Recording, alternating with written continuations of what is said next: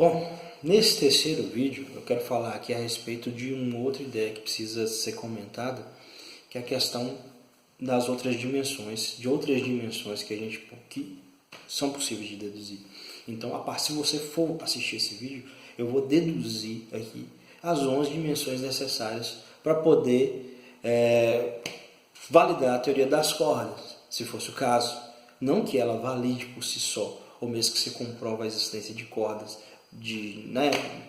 espiraladas ou que sejam abertas, mas não que elas pudessem ser comprovadas dessa forma, mas simplesmente dá para me deduzir as 11 dimensões. E na realidade tem duas dimensões que estão bem na cara da gente e elas não são aplicáveis ao mundo quântico só. Na realidade elas são aplicáveis à nossa, digamos assim, eu vou até colocar um nome, a nossa Terra-média. Então vamos falar que nós estamos num tamanho médio, que pelo ponto de vista nosso seria dessa forma. Então nesse vídeo eu vou deduzir aí as 11 dimensões da teoria das cordas. Então bora lá. Bom, falei logo lá no início que aquela questão toda da ideia que eu acredito que é forçada de você acreditar que existem as 3 dimensões normais, a 4ª dimensão que é o tempo, e mais aí 7 dimensões diminutas, dimensões aí que existem só no mundo muito pequeno, que nós vamos chamar aqui, batizar em nome do fanatismo pela Marvel, de universo quântico. Vamos colocar assim no universo quântico.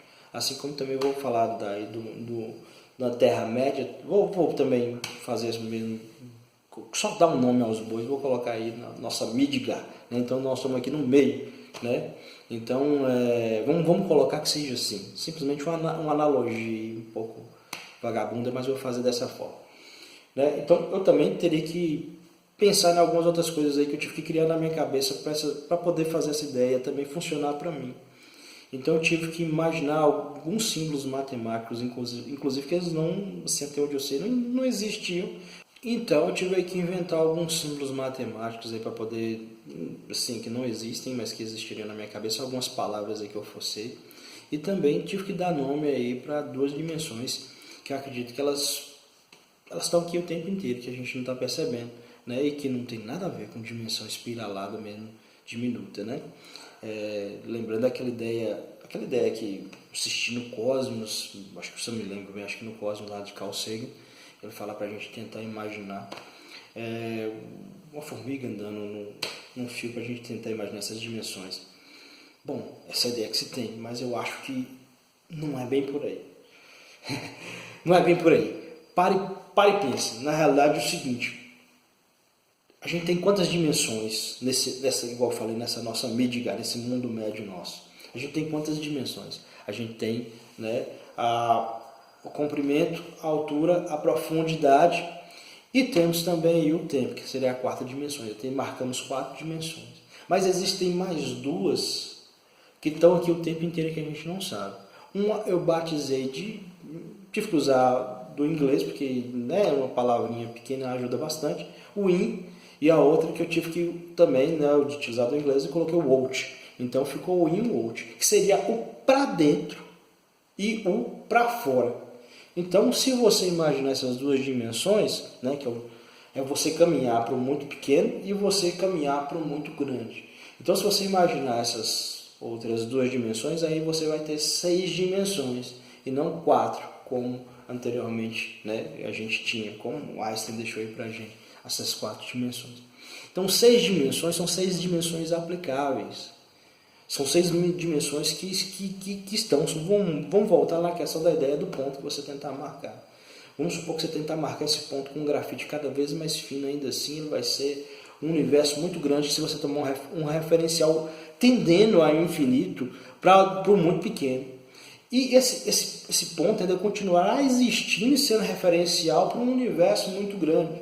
Ele não ainda será insignificativo porque é uma ideia pontual. Então, se você pegar como um ponto uma referência, ou para qualquer... Lembrando que a gente tem que localizar a matéria no espaço, na malha espaço-tempo. Então, se a gente tem que localizar essa matéria na malha massa... Perdão.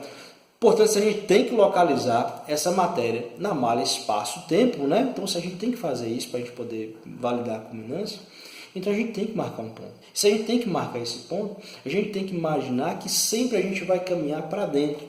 E na matéria, ou mesmo no mundo, no universo, por que a matéria não se comportaria assim para o universo do muito pequeno e do muito grande? Então deveria existir a dimensão que é o para dentro, que é a coisa para dentro. Então vamos imaginar que você é o Homem-Formiga e se reduza para o universo quântico. Você está viajando numa outra dimensão que não foi descrita, que foi a dimensão que é o para dentro. E o mesmo aconteceria se você fosse ficar tão grande, pudesse enxergar, mas se você pudesse ficar maior do que a galáxia para você poder enxergar o mundo por outro ângulo, então você estaria caminhando por para fora. Então, só por aí a gente pode deduzir que deve existir essas outras duas dimensões. E inclusive, eu vou falar lá mais para frente, eu acho que o tempo viaja nessas dimensões. Ele caminha por essas dimensões, não só o tempo, mas também a luz.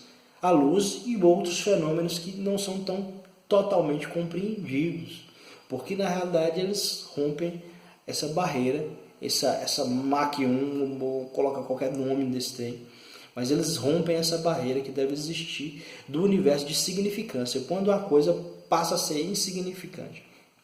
Bom,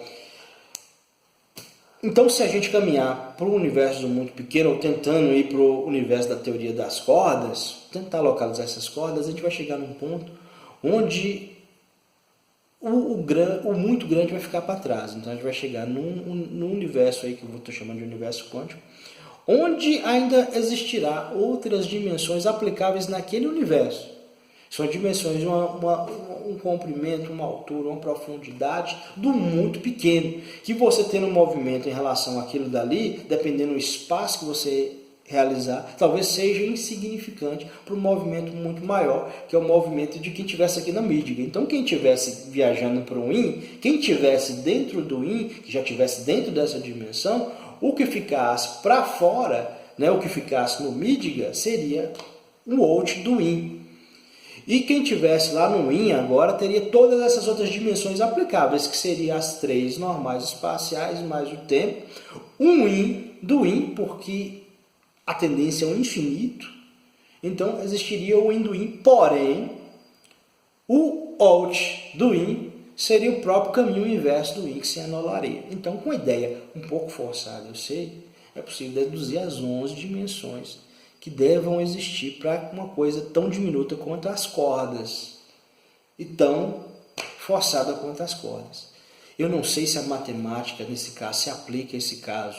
Eu não sei, de fato, se isso possa ser feito dessa forma, mas eu acho que estão olhando ou se especulando uma ideia que não faz o menor sentido. Porque essa ideia que eu estou falando, ela faz mais sentido. Ou seja, não teriam só 11 dimensões. Inclusive, essas outras dimensões sempre são aplicadas à questão do infinito. Quantas barreiras têm que ser rompidas, não sei, não faço ideia. Eu só acho que o tempo viaja por uma dessas daí. Inclusive, o tempo ele caminha e ele tem sentido. Eu vou demonstrar isso em outro vídeo. Bom, até aqui eu demonstrei essa existência de 11 dimensões para a existência da teoria das cordas e coloquei nome aos bois. Então, eu falei lá das 6 dimensões que existem para o universo normal e mais 6 dimensões, essas que a gente está entrando para diminuto. Se você entrou no IN, eu chamei de universo quântico, estou recapitulando.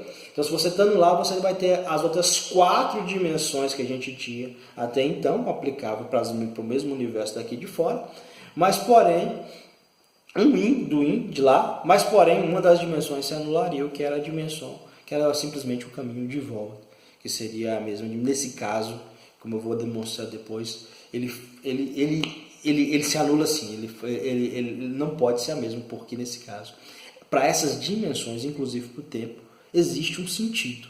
Elas precisam ter um sentido. Então, o tempo ele não é só uma grandeza, ele é uma grandeza vetorial. Ele tem um sentido de caminhar. E isso eu vou falar na questão do fluxo.